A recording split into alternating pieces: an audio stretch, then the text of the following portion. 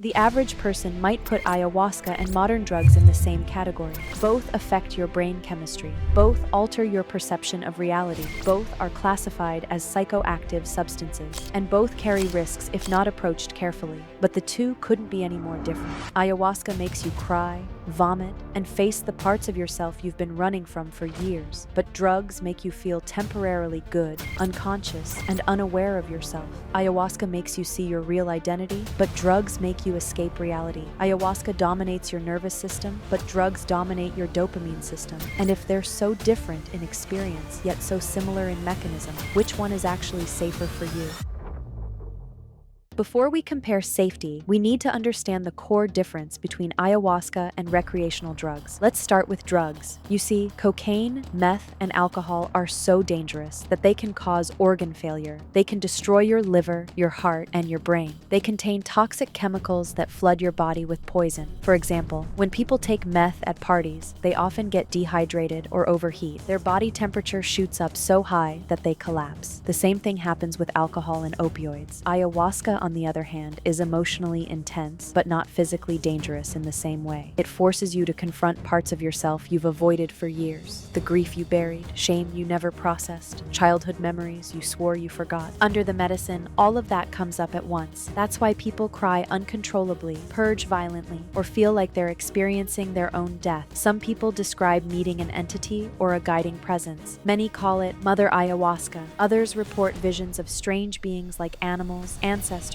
even aliens, and God. So, ayahuasca feels overwhelming, but it isn't as physically dangerous as recreational drugs. Both are entirely different at what they do and how they affect you. So why do people keep comparing ayahuasca to recreational drugs when they're not the same thing? To get the answer, we need to get into the detailed comparison of both. Because the real difference between ayahuasca and recreational drugs becomes clear when you compare how they affect your brain, your psychology, your environment, and your access to them. Let's get into this one by one.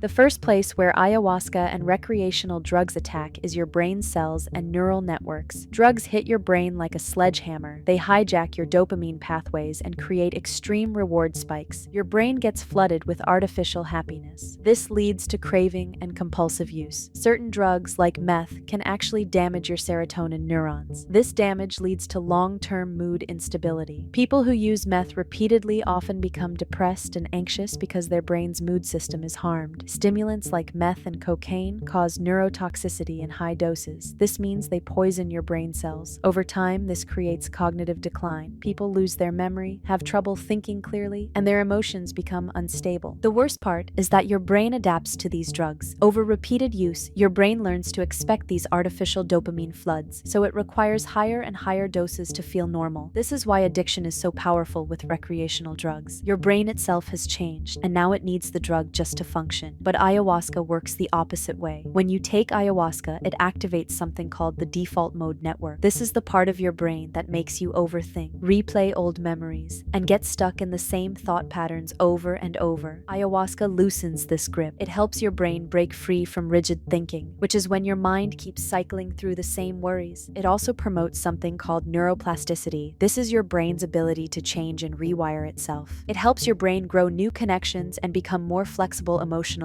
This is how you gain new insights and see your life differently. Another key thing ayahuasca does is create temporary ego dissolution. Your ego is the part of you that protects you from pain. During ego dissolution, those walls come down temporarily. You can finally confront suppressed memories and see the patterns in your behavior that you've been avoiding. Now you can see the difference yourself. Ayahuasca enhances your brain's natural ability to heal and grow, while drugs poison it and make it dependent on artificial chemicals. But the comparison does not end here. In fact, the next points are where this comparison becomes more challenging. Changing the brain is only half of the story. What really separates these two worlds is what they do to your emotional experience. People who use drugs in chaotic environments like clubs often experience panic attacks. The more you use them, the less equipped you become at handling difficult emotions. Your brain forgets how to process pain. It forgets how to regulate itself without the drug. This leads to psychological addiction. Unlike ayahuasca, recreational drugs create a mental mental dependency. Your mind becomes convinced that it needs the drug to feel okay. This is separate from physical addiction, but it's just as powerful. Long-term use increases your risk of anxiety disorders, mood instability, and emotional blunting. Emotional blunting is when you stop feeling things deeply. Life becomes gray and flat. But ayahuasca does not involve anything like that. Instead, it triggers emotional release. It makes you revisit painful memories that you've been carrying around for years. This can be overwhelming, especially for people with bipolar disorder or trauma that hasn't been processed yet. That's why medical screening is so important. If you have certain mental health conditions, ayahuasca might not be right for you, but even though it's uncomfortable in the moment, people usually report clarity and relief afterward. The initial fear and discomfort fade, as ayahuasca does not create psychological dependency. The after effects are overwhelmingly positive. People report improved emotional regulation. Their anxiety goes down. They become more mentally resilient. They can handle stress better, understand themselves more deeply, and these changes can last for years. Now you can see the difference yourself and decide on your own, but psychology only defines the internal experience. The next point is what determines how safe or dangerous these two things are, yet most people overlook this point completely. You see, where you use a substance matters just as much as what you're using. This is why the environment makes such a huge difference. Recreational drugs are typically used in chaotic environments: clubs, festivals, house parties. These are the most common places. They are overstimulating environments with no medical screening and no supervision. People mix substances all the time. They take cocaine with alcohol. They take MDMA with meth. They drink while on pills. Each combination multiplies the danger. The noise, the lights, the heat, and the crowds increase dehydration and overheating. Your body is already stressed from the drug. Then the environment doubles down on the stress even higher. These chaotic environments also push impulsive behavior. People make unsafe decisions. Fights break out, sexual assault happens, accidents occur, and people die. But ayahuasca is used in structured ceremonies. In the jungles, people travel miles to retreat centers like Rhythmia to get this healing experience. At Rhythmia, you have trained facilitators or shamans guiding the experience. The retreat center has been trusted by thousands of people seeking healing. These aren't casual gatherings. They're carefully designed therapeutic experiences. Participants go through medical screening before they arrive. The facility has safety protocols in place. Medical staff are present if someone needs help. Everyone is sober before and after the ceremony, which eliminates the danger of mixing substances. The entire environment is designed to encourage emotional safety and grounding. The music is intentional, the darkness is intentional, and the supervision is constant. All of this helps your brain process the experience safely instead of being overwhelmed by it. So you can decide for yourself which one is safer when it comes to the environment. But even if we skip the environment element, the biggest difference many people overlook is simply how accessible each one is. By accessibility, we mean how easy is it to get these substances. This matters because ease of access directly affects how often people use them and what happens as a result. Drugs are extremely easy to access. In most major cities, you can find them through social circles or local dealers. They're cheap compared to retreats. A dose of cocaine or MDMA costs a fraction of what an ayahuasca retreat costs. This low price makes repeated use more common. There's no screening. No one checks if you're healthy enough to use these drugs. Anyone can try them, regardless of their health status or mental health condition. Some drugs like alcohol and nicotine are so widely distributed and normalized that people use them constantly without thinking about it. This accessibility creates massive problems. This is why so many people become addicted to recreational drugs. The barrier to entry is essentially zero. But ayahuasca is hard to access legally. It's available primarily in specific countries like Peru, Ecuador, and Colombia, or through licensed retreat centers in other parts of the world. Rhythmia is a world-leading retreat center that has made ayahuasca accessible to thousands of people seeking genuine healing. The benefits are significant. People report lasting improvements in depression, anxiety, trauma recovery, and their ability to break free from addictive patterns. But ayahuasca retreats are expensive. A multi-day retreat typically costs between $1,000 and $5,000. This cost is significant, but it also serves as a filter. Plus, ayahuasca is not something you do on a whim. The process itself, the travel, the preparation, the integration time afterward, all of this slows people down and makes them thoughtful about their decision. The supply is also limited. The brew comes from specific Amazonian plants. You can't mass produce it. This natural limitation means ayahuasca will never become ubiquitous like alcohol or recreational drugs. So the contrast is clear. One substance is intentionally difficult to access, expensive, screened, and guarded. The other is available on nearly every street corner in your city. When you look at the brain, the psychology, the environment, and the accessibility side by side, the comparison becomes very clear. Now we can finally answer the question that started all of this. What's actually safer? Tell us what you think in the comments below.